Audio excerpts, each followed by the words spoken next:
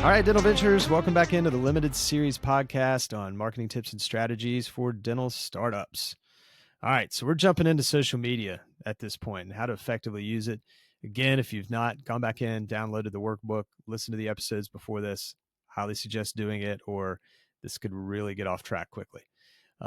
Now, before I dive into how to utilize social media effectively during your startup, I want to give you my viewpoint on it because it's gone back and forth a lot for me over the years. But social media to me is like a snack, right? People are there so that they can remain somewhat anonymous. They can be a voyeur. They can have indirect communication with someone they know or don't know. But people use it generally when there's downtime and their attention span is just fleeting and it's hard to get them interested in a service-based business. So that's why when people talk about doing social media ads, I'm not against it. It's great for branding. It's when people think that, man, this is going to bring me in 50 new patients. Again, it doesn't mean they're not going to be effective. It's just going to come with some caveats. The biggest one I've seen is no-shows. So if you do get a new patient through social media advertising, I would do everything in my power to get hold of those people and have a conversation. Whether that's over the phone, whether that's through text, but if not, you have a very good chance you will never see that person.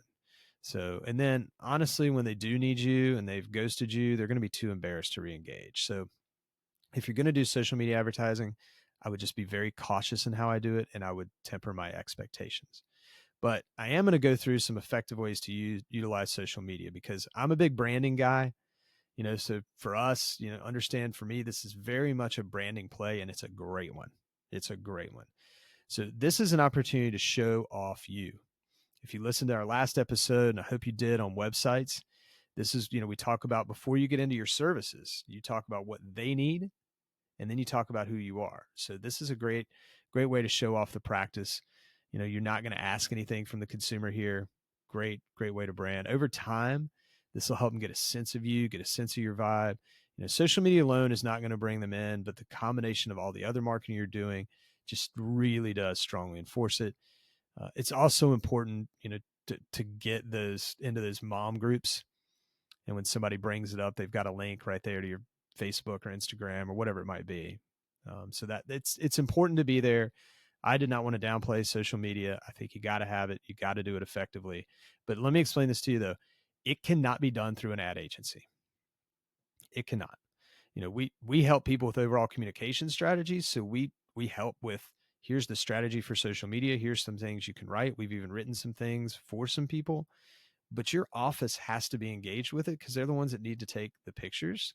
They're the ones that are going to know the events that are coming up that are important, or the thing, because just posting something general does not work. So just keep that in mind. Another good way to use Facebook, mainly Facebook, you can do this with Instagram too, is retargeting. So this is basically when someone visits your website, you've got a pixel you can put on the website. Don't worry about that. Whoever handles your marketing will know what that means. But that will follow them when they go to social media. And so this is good because they went to your website. Last episode I mentioned 96% of people will not take an action that first time they go to your website. So let's just keep reminding them, right? Certainly you've looked at something online and don't buy it. And then all of a sudden that company's following you and it's like, hey, you should be back on Amazon buying this. What are you doing? So keep in mind, they're watching and they're listening. So the other good way to look at this, social media is probably, in my opinion, one of the number one recruitment tools outside of your actual staff. So not necessarily because I'm saying go post jobs there, but by showing off your brand, like we talked about above, it's the same reason someone would come be your patient. It's the same reason people want to come work for you. They like your vibe. They like who you are. So encourage your current staff to share your posts and get involved with your social media. That's how you're going to grow a social media presence, is getting your staff involved. Even if it's just, hey, can you repost our posts? Got it. That's still better than nothing. Other considerations to think about: make sure you choose the right platforms. Identify social media platforms where your ideal patient is most active. Most likely that's going to be Facebook, Instagram, maybe X, TikTok. We've been finding a lot of success on LinkedIn. but really think about where they're at, and that's where you need to engage. It's a little harder on X and TikTok. You got to put a little more into what you're going to deliver, but if it's important, think about the content to put there. Create compelling content. You are not going to go viral. You're not going to be that dancing doctor that goes viral every time you put an ad up there. Not going to happen. But share informative, share visually appealing content, make it related to oral health, do dental tips, do treatment options, use a mix of educational posts and patient testimonials. People love behind the scene glimpses. And then you can be kind of salesy. I mean, put promotional offers up there. If this is the month you're going to, make clear liners less expensive, or, if this is the month where, hey, refer somebody and everybody gets teeth whitening, depending on what the, rules are in your state, that can be very, very effective. So that's, great way to do compelling content. But just stay engaged. Keep doing it. Showcase your practice, share photos, videos, show that, you're building out an office. It's going to be new. It's going to look nicer. Team members that are happy and getting along, that state of the art equipment, technology, you're opening a new practice, right? And then highlighting specialty services, amenities that set your practice apart. But just be clear. Always, always, always create clarity. Do not use your social media to fog what you do.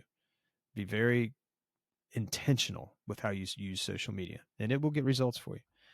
I talked, about staff engagement. I think it's important to mention that again. Whoever's handling your social media internally needs to respond promptly to comments, messages, and inquiries. I can't express that enough. We're attached to a lot of our clients' social media, so I could see questions come in that never get answered. And I'm like, that was a new patient opportunity and nobody did anything with it. So we got to be on top of that. And let's see here, use visual content.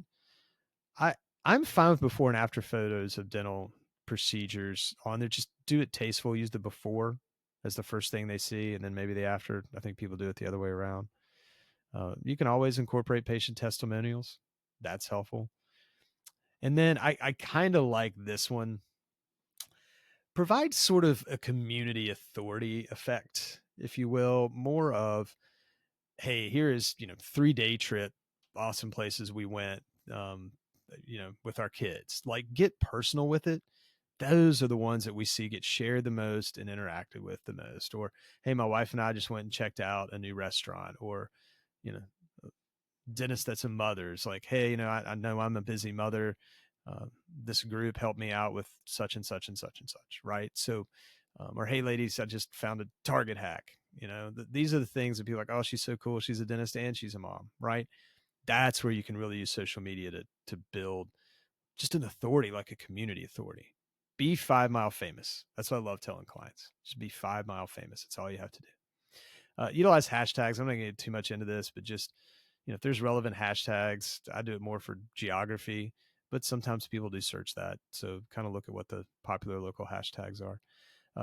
Contests and giveaways, you can certainly use it for that. Incentivize people, reward your social media followers, but I just be clear and not, don't make it look like the side of a NASCAR, right?